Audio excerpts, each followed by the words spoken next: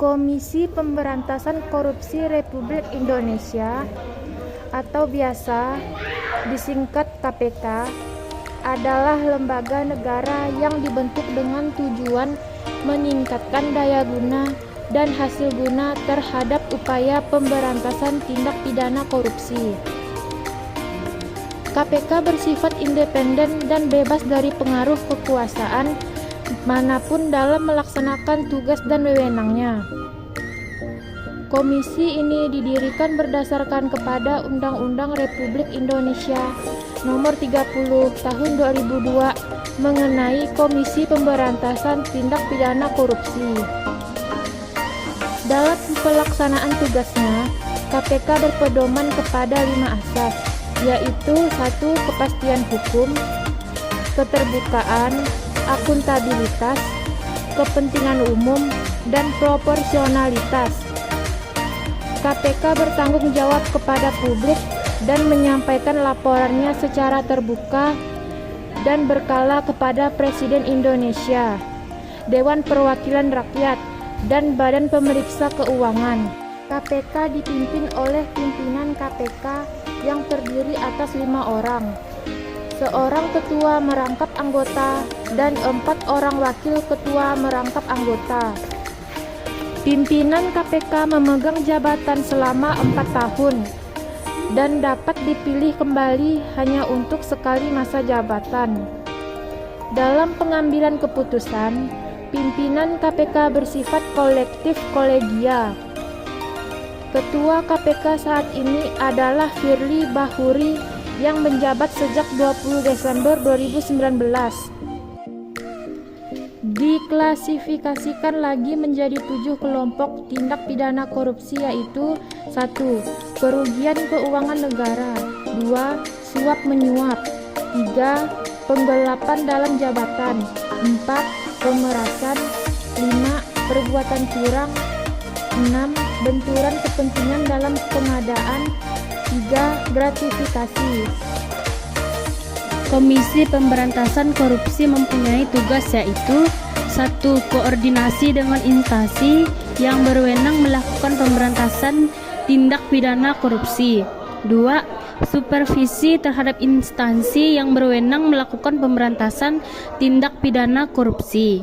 Ketiga, melakukan penyelidikan, penyidikan, dan penuntutan terhadap tindak pidana korupsi.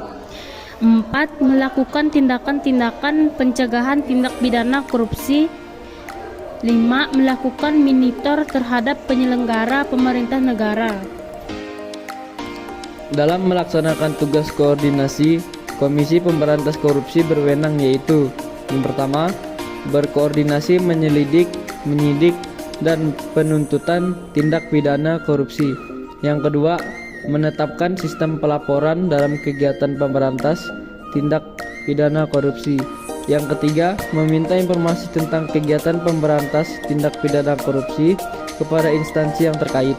Yang keempat, melaksanakan dengan pendapat atau pertemuan dengan instansi yang berwenang melakukan pemberantasan tindak pidana korupsi. Dan yang kelima, meminta laporan instansi terkait mengenai pencegahan tindak pidana korupsi. Struktur organisasi KPK yaitu 1. Pemimpinan. Pimpinan KPK adalah pejabat negara yang terdiri dari 5 anggota, yakni ketua yang merangkap anggota serta wakil ketua yang terdiri atas 4 orang dan masing-masing merangkap anggota. 2. Ketua. Ketua KPK adalah salah satu dari 5 pimpinan di KPK. Ketua Komisi Pemberantasan Korupsi juga merangkap sebagai anggota KPK. 3. Wakil Ketua. Wakil Ketua KPK merupakan pimpinan KPK yang juga merangkap sebagai anggota KPK.